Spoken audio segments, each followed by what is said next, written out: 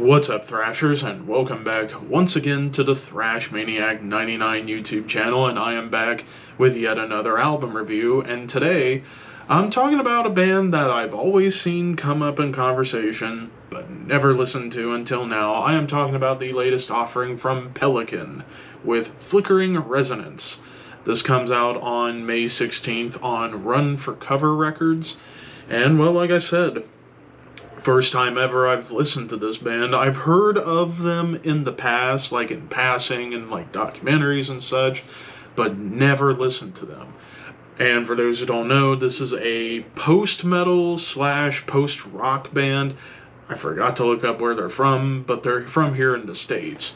And, well, post-metal, if I'm going to be honest, is one of the subgenres of metal I know the least about. Like, I've not dove in too much into many post-metal bands, apart from a couple that are considered post-metal adjacent, like Agalok, for example. But I've always heard this band get brought up as like one of the best post-metal bands out there, so I figured with a new album, why don't I talk about it? So, and of course, it's all instrumental, no vocals, it's just all about the music instrumentally, if that makes any sense. It's all about the instrument play. Now, one thing that is definitely apparent is all the different dynamic shifts that you get typically with post-metal, at least that I know about. Like, it goes from loud, quiet, loud, or sometimes it'll start off quiet. But we kick things off with Glooch, which was under 3 minutes, but the melody that it starts with, I would argue, is almost like a post-hardcore melody, and then it kind of gets into like pretty melodies, which pretty melodies come up quite a lot in this album, and then comes in some sludgy riffs like early Mastodon and Baroness, but maybe not as hefty as those two, but like a more raw 70s version of those two bands. Like the production on here, I will just go ahead and talk about the production. I love how old school it sounds and how natural and organic everything is. Like the guitar tone itself has a bit of like a stoner sludge kind of vibe, almost like Black Sabbath. And there are moments on here where I get some Black Sabbath nods.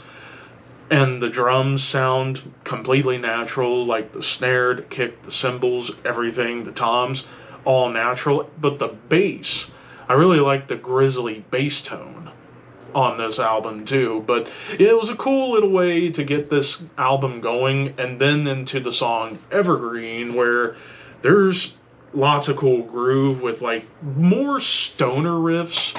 Like, they're not as heavy or as sludgy. Like, they feel kind of more stoner rock-esque. Kind of like Caius a little bit, but not as heavy. And one other thing that comes up quite a lot throughout the album are little atonal melodies. Not really dissonant melodies, more atonal, where it sounds like it doesn't make sense, but yet they somehow make it make sense.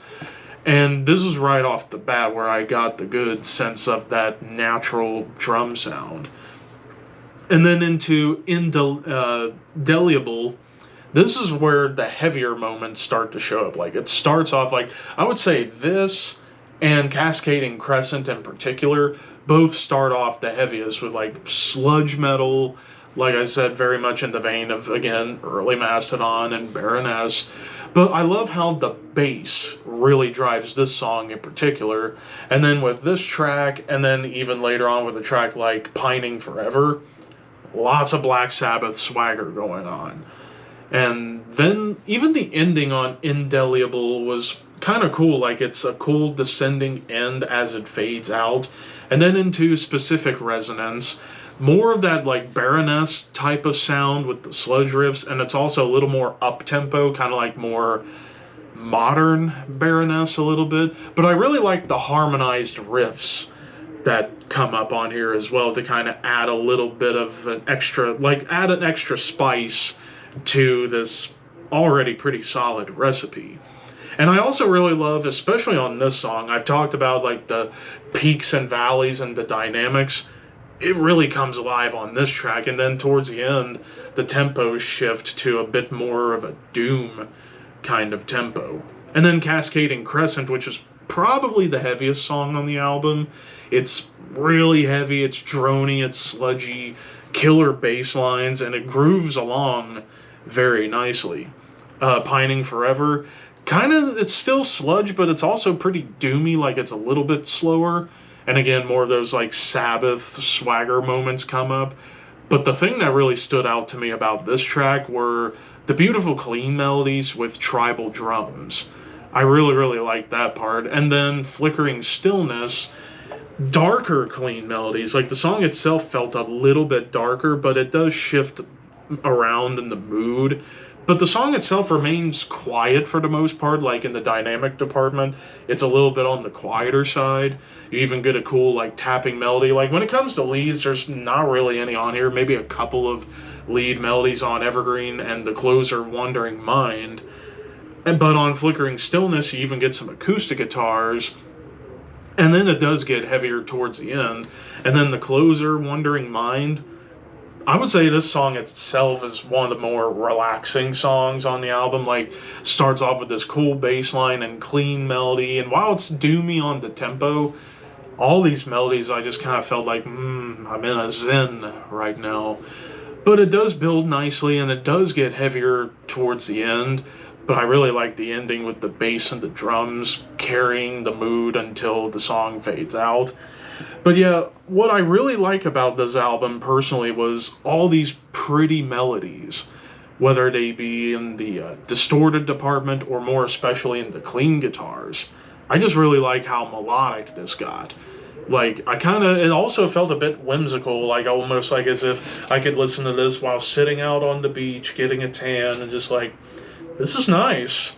This is really nice. Now, as far as any complaints go, perhaps some of the songs, like, well, maybe not some of the songs, but, well, I should say, I do wish some of these songs could have been heavier. Like, I know they've had probably some heavier moments in their career, and this one kind of goes for a little bit more of, like, the clean style, but you still do get plenty of heft on here, but I just wish there was more heft to it.